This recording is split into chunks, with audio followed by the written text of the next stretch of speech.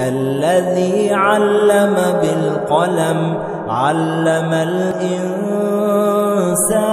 ما لم يعلم۔ طلباء عزیز، ہم نے گزشتہ درس میں یہاں تک پڑھا تھا، اس کے بعد آگے بیان کیا جا رہا ہے کہ فلما فرغ دمنة من مقالته هذا اعجب الملك به اعجابا شدیدا۔ فلما فرغ دمنة، پس جب دمنہ فارغ ہو گیا، من مقالته هذا، اپنی اس بات سے، اعجب الملك به، بادشاہ نے اس کو پسند کیا، اعجابا شدیدا، بہت زیادہ پسند، یعنی بادشاہ نے اس کو بہت زیادہ پسند کیا، بادشاہ کو وہ بہت اچھا لگا، بہت بھایا۔ یہاں پر اعجاباً کا لفظ اعجبہ فعل کا مفعول مطلق ہونے کی بنا پر حالت نصب میں ہے، منصوب ہے۔ اس کے بعد آگے ہے وَأَحْسَنَ الرَّدَّ عَلَيْهِ۔ احسن یحسن، احسان کا معنی بھلائی کرنا، احسان کرنا، اچھا رویہ اختیار کرنا وغیرہ ہوتا ہے، اور رد کا معنی جواب ہوتا ہے، بدلہ ہوتا ہے۔ تو وَأَحْسَنَ الرَّدَّ عَلَيْهِ، اور اس نے اس کو اچھا جواب دیا، بہتر بدلہ دیا۔ وَزَادَ فِي كَرَامَتِهِ، اور اس کی تکریم کرنے میں، اس کی عزت افزائی میں اس نے بڑھوتری کی، اس نے اضافہ کیا، یعنی اس نے اس کی مزید تکریم کی، اس بادشاہ نے اس کی اور زیادہ عزت افزائی کی، خاطرداری کی۔ ثم قال لجلسائه، پھر اس نے اپنے ہم نشینوں سے کہا، اپنے ساتھیوں سے کہا، اپنے ساتھ بیٹھنے والوں سے کہا، کیا کہا؟ ينبغي للسلطان الا يلج في تضييع حق ذوي الحقوق، کہ ينبغي للسلطان، سلطان کے لیے مناسب ہے کہ الا يلج في تضييع حق ذوي الحقوق۔ لج یلج، لجن کا معنی ہوتا ہے اصرار کرنا، ضد کرنا، مصر رہنا، لگے رہنا۔ تو ينبغي للسلطان، سلطان کے لیے مناسب یہ ہے کہ اللہ یلج، وہ مصر نہ رہے، وہ ضد نہ کرے، فی تضییع حق ذوی الحقوق، حق والوں کے حق کو ضائع کرنے میں، برباد کرنے میں۔ سلطان کے لیے مناسب یہ ہے کہ حق والوں کے حق کو ضائع کرنے میں مصر نہ رہے، اڑا ہوا نہ رہے، ضد نہ کرے۔ والناس فی ذالک رجلان، اور اس چیز میں لوگوں کی دو قسمیں ہیں۔ کون سی دو قسمیں ہیں؟ رجل طبعہ الشراست، طبع کا معنی ہے طبیعت، عادت، فطرت، مزاج، اور اس کی جمع طبائع اور اطباع آتی ہے۔ اسی طرح سے الشراست کا معنی ہے بد اخلاقی، بد مزاجی، شدت۔ یہ باب سمعہ کا مصدر ہے۔ تو اس چیز میں لوگوں کی دو قسمیں ہیں۔ ان میں سے پہلی قسم کے لوگ کیسے ہیں؟ رجل طبعہ الشراست، پہلی قسم کے لوگ وہ ہیں جس کی طبیعت میں بد خلقی ہوتی ہے، بد مزاجی ہوتی ہے، شدت ہوتی ہے۔ ایسا انسان کیسا ہوتا ہے؟ فَهُوَ كَالْحَيَّةِ، ایسا انسان اس سانپ کے مانند ہوتا ہے، اس سانپ جیسا ہوتا ہے کہ ان وطئها الواطئ، وطئ یطأ کا معنی ہے روندنا، کچلنا، مسلنا، اور واطئ اس میں فاعل کا صیغہ ہے، یعنی روندنے والا، کچلنے والا۔ تو ان وطئها الواطئ، کہ اگر اس کو روندنے والا روند دیتا ہے، کچلنے والا اس کو کچل دیتا ہے، فلم تلدغه، پس وہ سانپ اس کچلنے والے کو ڈستا نہیں ہے، کاٹتا نہیں ہے، وہ سانپ اس کچلنے والے کو نہ ڈسے، نہ کاٹے، تو لم یکن جدیرن ان یغرہ، جدیرن کا معنی ہے لائق، مناسب، اور غر یغر، غرن کا معنی ہے دھوکہ دینا، دھوکے میں رکھنا۔ تو لم یکن جدیرن ان یغرہ، اس روندنے والے کے لیے مناسب نہیں ہے ان یغرہ، کہ اس کو دھوکے میں رکھے۔ کیا چیز؟ ذالک، یہ چیز، اس کا روندنا، منہا، اس کی طرف سے، اس سانپ کی طرف سے۔ منہا میں ہا ضمیر کا مرجع الحیتوں کا لفظ ہے، تو منہا اس کی طرف سے لم یکن جدیرن ان یغرہ ذالک منہا اس کے لیے مناسب نہیں ہے ان یغرہ کہ اس کو دھوکے میں رکھے ذالک اس روندنے والے کا یہ عمل منہا اس سانپ کی طرف سے فیعود الی وطئہا ثانیا کہ وہ روندنے والا دوبارہ واپس آئے الی وطئہا ثانیا اس سانپ کو دوبارہ روندنے کے عمل کی طرف، وہ یہ سوچ کر کے کہ یہ سانپ تو کاٹتا ہی نہیں ہے، لہذا اس سانپ کو وہ دوبارہ روندے، پھر سے روندے۔ اگر وہ ایسا کرے گا تو ممکن ہے کہ فتلدغہ وہ سانپ اس کو ڈس لے، کاٹ لے۔ تو فہو کالحیۃ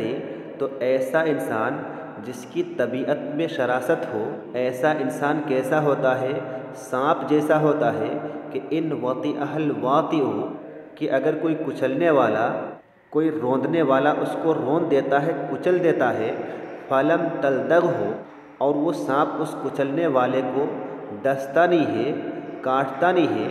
لم یکن جدیرن ان یغرہ تو اس کچلنے والے کے لیے مناسب نہیں ہے کہ اسے دھوکے میں رکھے،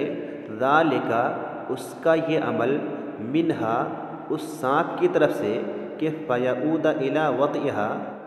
وہ کچلنے والا دوبارہ واپس آئے، الی وطئہا ثانیا اس سانپ کو دوبارہ روندنے کے عمل کی طرف، پس وہ سانپ اس کو کاٹ ڈالے۔ ورجل اصل طباعہ السہولۃ اور دوسری قسم کا آدمی وہ آدمی ہے کہ اصل طباعہ السہولۃ جس کی اصل طبیعت، اصل مزاج کیسا ہوتا ہے؟ السہولۃ نرمی ہوتی ہے، نرم مزاج کا انسان ہوتا ہے۔ فہو کالصندل البارد صندل یہ ایک درخت کا نام ہے جس کی لکڑی خوشبودار ہوتی ہے، جس لکڑی کو جلانے سے یا رگڑنے سے خوشبو پیدا ہوتی ہے۔ تو فہو کالصندل البارد نرم مزاج آدمی اس ٹھنڈے صندل کی لکڑی کی طرح سے ہوتا ہے۔ الذی اذا افرط فی حقہ افرط یفرط، افراط کا معنی ہے بڑھانا، زیادتی کرنا، اور حق یحق حقاً کا معنی ہے رگڑنا۔ تو اذا افرط فی حقہ جب اس کو رگڑنے میں زیادتی کی جاتی ہے، جب اس لکڑی کو بار بار رگڑا جاتا ہے، بار بار گھسا جاتا ہے، تو صار حارا مؤذیا وہ لکڑی گرم ہو جاتی ہے، مؤذیا اور ایذا پہنچانے والی ہوتی ہے، تکلیف پہنچانے والی بن جاتی ہے۔ تو فہو کالصندل البارد ایسا نرم مزاج انسان اس ٹھنڈے صندل کی لکڑی جیسا ہوتا ہے۔ الذی اذا افرط فی حقہ جس صندل کی لکڑی کو جب بار بار رگڑا جاتا ہے، رگڑنے میں زیادتی کی جاتی ہے، تو صار حارا وہ لکڑی گرم ہو جاتی ہے، مؤذیا اور ایذا پہنچانے والی بن جاتی ہے، تکلیف دینے والی بن جاتی ہے۔ آگے کہہ رہے ہیں کہ ثم ان دمنۃ استأنس بالاسد وخلا بہ پھر بے شک دمنہ استأنس بالاسد استأنس یستأنس استئناسا گھل مل جانا، مانوس ہو جانا۔ تو ثم ان دمنۃ استأنس بالاسد پھر بے شک دمنہ شیر سے مانوس ہو گیا، شیر کے ساتھ گھل مل گیا۔ وخلا بہ خلا یخلو خلوا تنہائی میں ملاقات کرنا، تو وخلا بہ اور اس کے ساتھ تنہائی میں ملاقات کی، تنہائی میں اس کے ساتھ ہوا۔ فقال له یوما پس اس نے اس سے ایک دن کہا، اری الملک قد اقام فی مکان واحد لا یبرح منہ، اری الملک میں بادشاہ کو دیکھتا ہوں، قد اقام فی مکان واحد کہ وہ قیام کیے ہوئے ہیں، ٹھہرے ہوئے ہیں، فی مکان واحد ایک ہی جگہ پر، ایک ہی مقام پر، لا یبرح منہ وہ اس جگہ سے ہٹتے نہیں ہیں، اس جگہ کو چھوڑ کر کے کہیں اور نہیں جاتے ہیں۔ تو فقال له یوما دمنہ نے اس سے یعنی شیر سے ایک دن کہا، اری الملک میں بادشاہ کو دیکھ رہا ہوں، یعنی آپ کو دیکھ رہا ہوں، کہ قد اقام فی مکان واحد، وہ ایک ہی جگہ پر قیام کیے ہوئے ہیں، ٹھہرے ہوئے ہیں، لا یبرح منہ، وہ اس جگہ سے ہٹتے نہیں ہیں، اس جگہ کو چھوڑ کر کے کہیں اور نہیں جاتے ہیں، تو فما سبب ذالک، اس چیز کا کیا سبب ہے، اس چیز کی وجہ کیا ہے، فبینما ہما فی ھذا الحدیث، پس اسی دوران کہ وہ دونوں فی ھذا الحدیث، اس بات میں محو تھے، اس بات میں مشغول تھے کہ اذ خار شطربۃ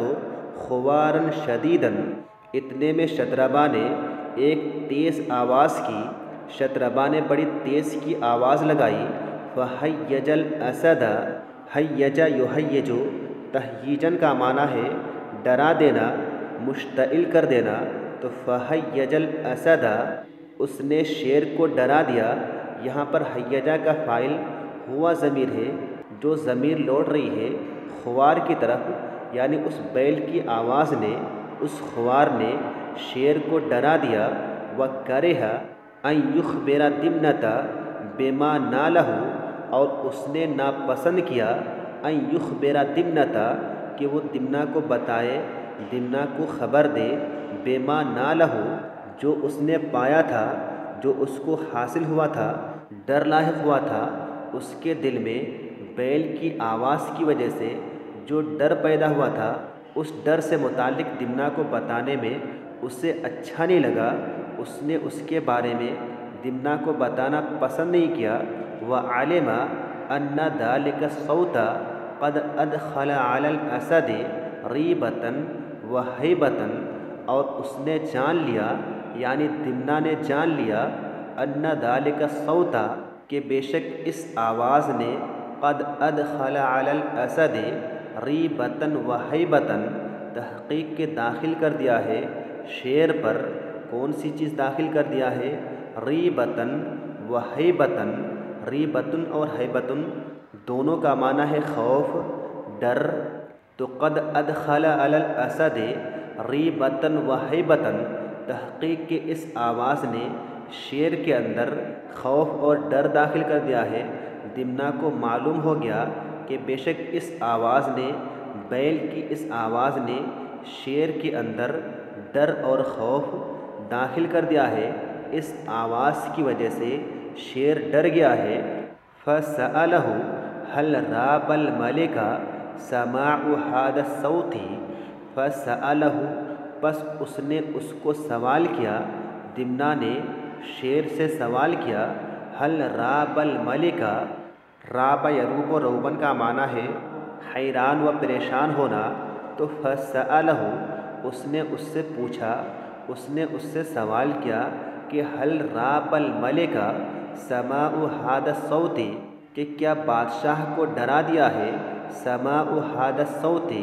اس آواز کے سنائے دینے نے، کیا اس آواز کے سنائے دینے کی وجہ سے بادشاہ ڈر گیا ہے؟ قال، تو اس نے کہا، بادشاہ نے کہا، شیر نے کہا، لم یربنی شیء سوا ذالک، کہ مجھے اس چیز کے علاوہ کسی اور چیز نے نہیں ڈرایا ہے، بس اسی چیز نے ہی مجھے ڈرایا ہے، اسی چیز کی ہی وجہ سے، اسی بیل کی آواز ہی کی وجہ سے میں ڈر گیا ہوں۔ قال دمنۃ، تو شیر کی بات سننے کے بعد دمنہ نے اس سے کہا، دمنہ نے اس بادشاہ کو، اس شیر کو سمجھاتے ہوئے کہا، کیا کہا، لیس الملک بحقیق ان یدع مکانہ لاجل صوت، بادشاہ کے لیے مناسب نہیں ہے، بادشاہ کے لیے لائق نہیں ہے، ان یدع مکانہ، کہ بادشاہ اپنی جگہ کو چھوڑ دے، کہیں اور جائے، لاجل صوت، کسی آواز کی خاطر، کسی آواز کی بنا پر، کسی آواز کی وجہ سے۔ فقد قالت العلماء، تحقیق کے علماء کرام نے کہا ہے، علماء کرام کا یہ کہنا ہے کہ انہ لیس من کل الاصوات تجب الہیبۃ، کہ ہر آواز کی وجہ سے ڈرنا ضروری نہیں ہے، ہر آواز کی وجہ سے خوف کھانا اور ڈر جانا ضروری نہیں ہے۔ قال الاسد، تو دمنہ کی بات سننے کے بعد شیر نے کہا وما مثل ذالک، اس چیز کی کیا مثال ہے، مجھے مثال دے کر کے سمجھاؤ کہ ہر آواز کی وجہ سے ڈرنا ضروری نہیں ہے، بلکہ کچھ آواز تو ایسی بھی ہوتی ہیں جو کہ بڑی تیز ہوتی ہیں، بھاری بھرکم ہوتی ہیں، بڑی تیز سنائی دیتی ہیں، لیکن حقیقت میں ان میں کچھ دم نہیں ہوتا ہے، وہ بہت زیادہ بھیانک چیزیں نہیں ہوتی ہیں۔ تو اس کی مثال دیتے ہوئے دمنہ نے کہا قال دمنۃ، دمنہ نے کہا زعموا ان ثعلبا اتى اجمة فيها طبل معلق على شجرة، زعموا لوگوں کا گمان ہے،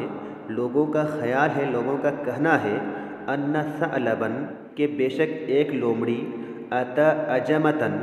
ایک جھاڑی میں آئی، ایک جنگل میں آئی، فیہا طبل معلق، طبل کا معنی ہے ڈھول، جمع اس کی طبول اور اطبال آتی ہے، تو فیہا طبل معلق، اس جھاڑی میں، اس جنگل میں ایک لٹکا ہوا ڈھول تھا، علی شجرۃ ایک درخت پر، ایک درخت کے اوپر۔ لوگوں کا خیال ہے کہ بے شک ایک لومڑی کسی جنگل میں آئی، کسی جھاڑی میں آئی جس میں ایک لٹکا ہوا ڈھول تھا ایک درخت کے اوپر۔ وَكُلَّمَا هَبَّتِ الرِّيحُ عَلَى قُضْبَانِ تِلْكَ الشَّجَرَةِ حَرَّكَتْهَا، وَكُلَّمَا اور جب جب، حبت الرِّيحُ، حب یحب حبًا، الرِّيحُ صلہ کے ساتھ ہوا کا چلنا، تو وَكُلَّمَا حَبَّتِ الرِّيحُ اور جب جب ہوا چلتی تھی، عَلَى قُضْبَانِ تِلْكَ الشَّجَرَةِ، قضبان یہ قضیب کی جمع ہے جس کا معنی ہے کٹی ہوئی شاخ، چھڑی، ریل کی پٹری،